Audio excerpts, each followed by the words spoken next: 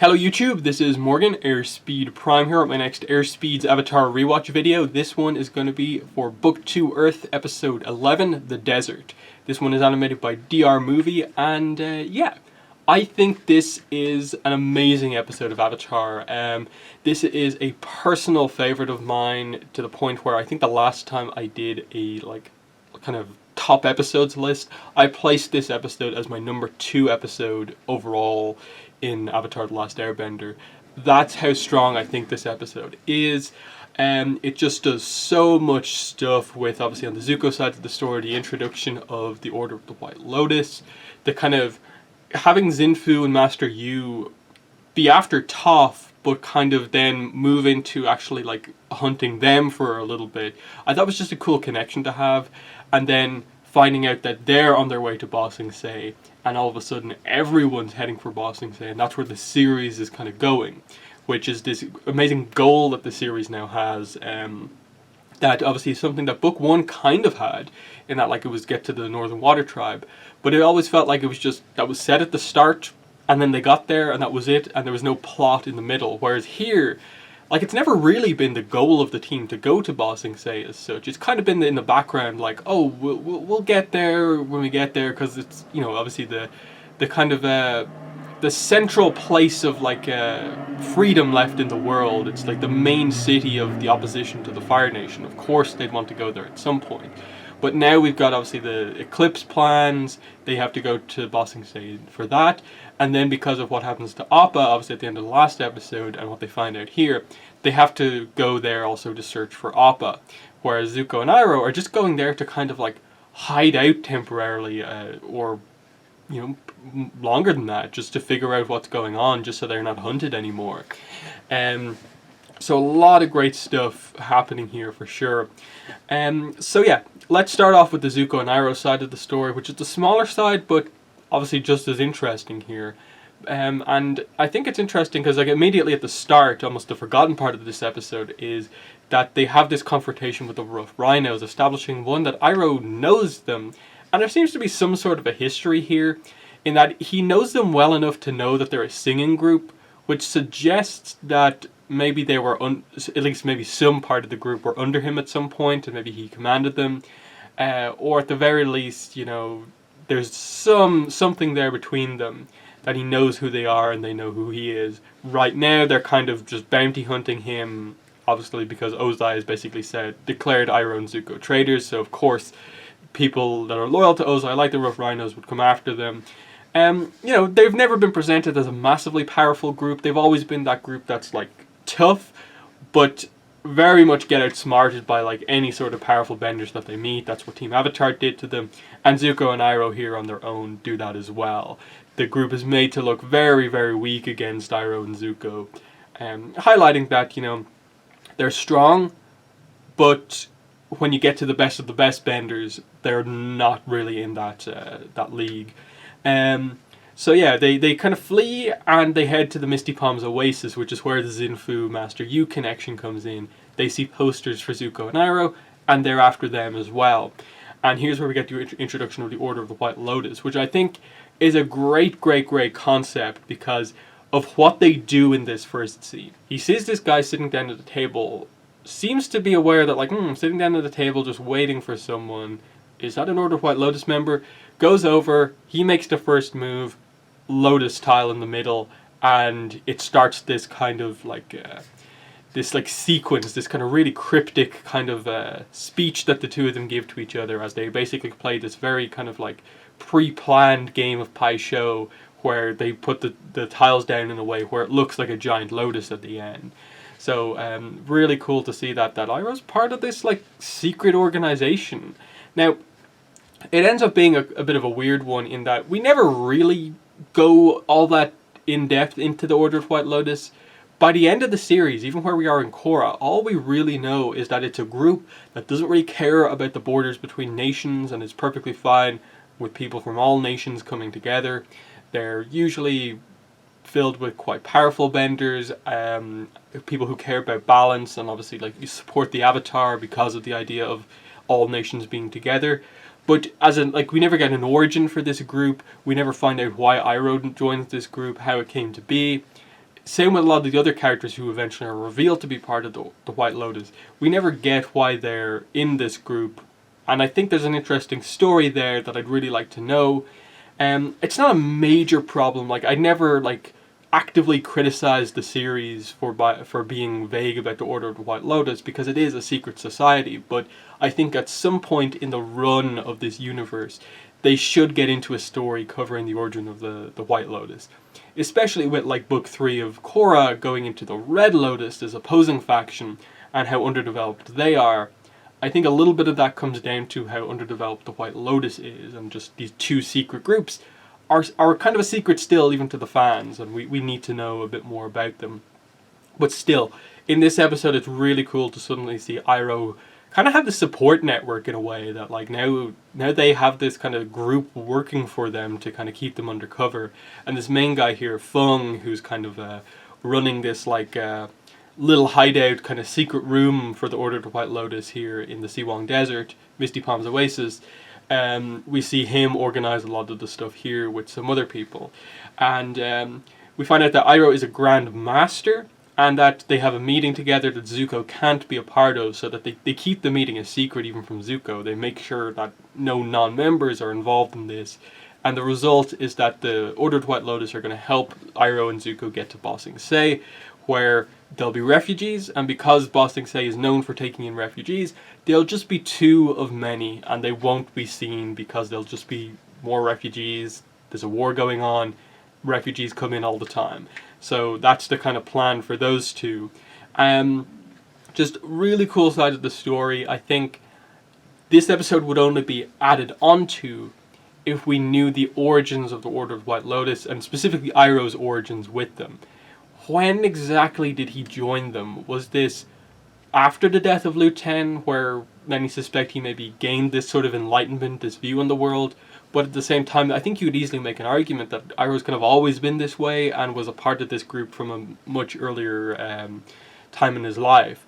So there's a few ways they could go with it. And then they could maybe use it like Iroh as a way to, like, maybe Iroh inspires Zhang Zhang to leave the Fire Nation military and join the White Lotus.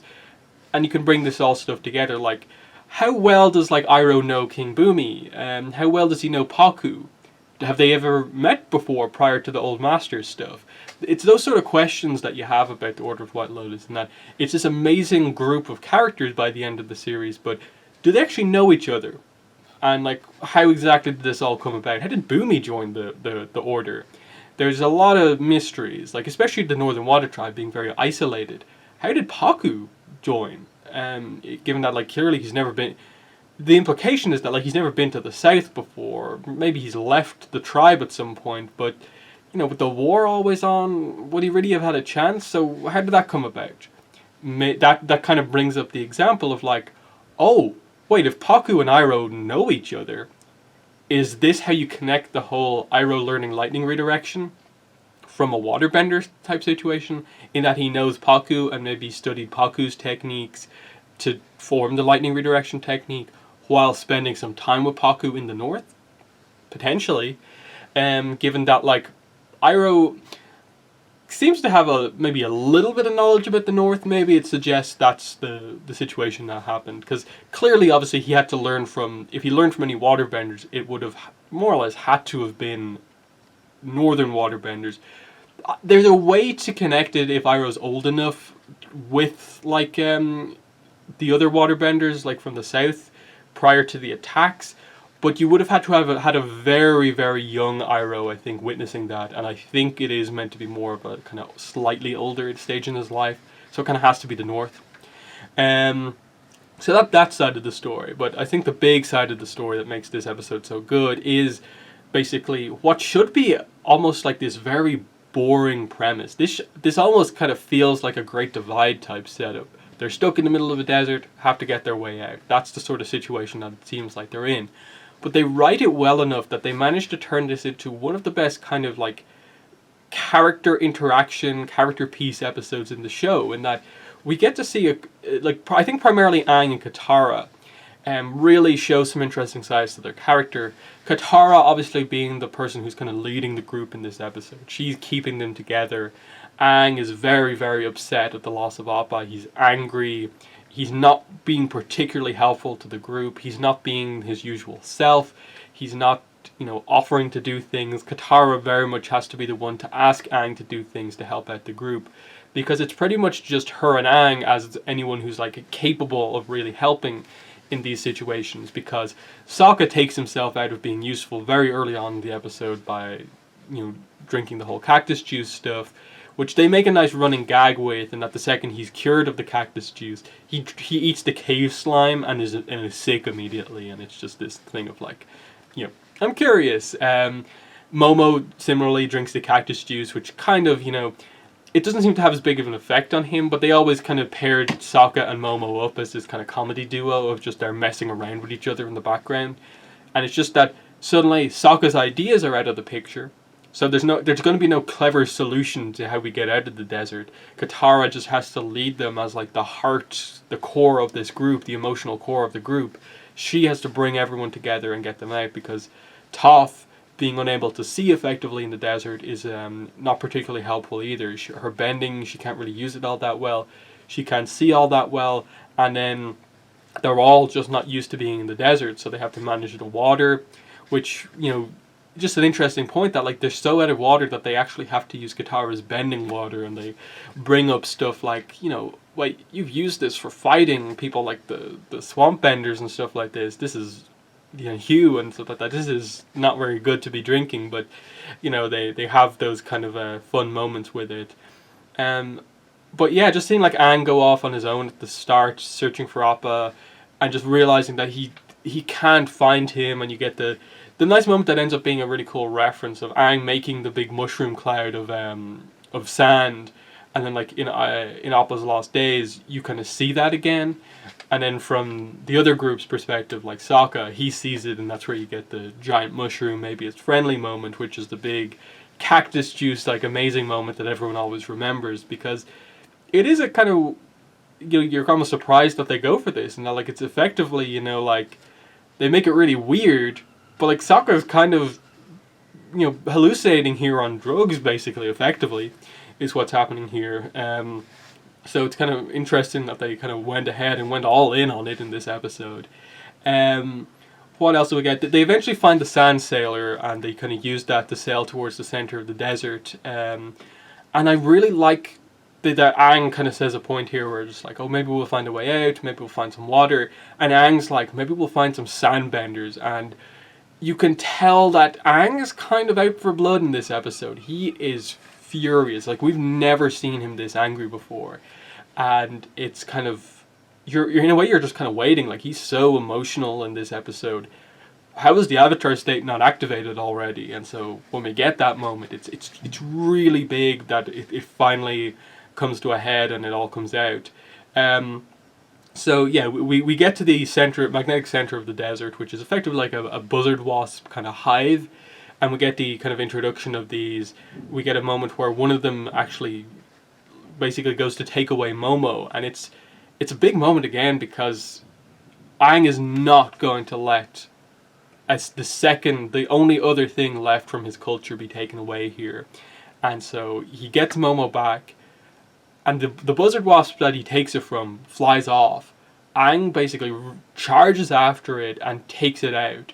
If you look really closely at the animation, it seems like its kind of head falls off or something like that. Like, he hits it with air hard enough that he basically kills this buzzard wasp. And for him, as an air nomad, as the Avatar, it's meant to be this very dark moment of just kind of showing how much, saving Momo meant to him, that he kind of has this moment of rage. And it kind of helps you to kind of see that he's a more complicated character than just the goofy kid, that he has these moments. And the big thing it highlights, as we'll get into, is that Aang's flaw as a character is that he cares so much about the things that he cares about, that he kind of gets so invested in it if he ever loses them, that he's at the danger of almost hurting even more people around him. It's this it's a fairly sizable weakness that he has as a character, but it's something that is kind of so inherent to him that it makes you kind of care for him. And they begin to set it up here, obviously, in the lead up to the finale, where it becomes an even bigger issue with regards to how he's going to master the Avatar state, of like what he's expected as the Avatar, as an air nomad to do, versus he as a person individually. He actually does care about these people a lot, and attachments is something that he's never really going to be able to get past. And it brings up the whole thing in The Promise. One of the best moments in the end of The Promise Part 3 is when Zuko and Aang are talking at the end of that story. Aang basically, says that, I know it's a weakness that I care so much for the people, I care about, and I'm unable to, detach myself or remove myself from these attachments. I always care so much about them, but it's a weakness I'm willing to accept for this life, at least. That he's acknowledging that, like, yes, at times this can be a weakness for himself, but it's one that is kind of so inherent to who he is. He's fine with having that be the weakness that he has, because he does ultimately, within this series, learn to, I think, move it from being like this, being very destructive when he feels these things, to being able to actually, like, prioritize other things at times over, people. That's what the signifier in, like, the finale is, where he goes into the Avatar state over saving Katara and stuff like that.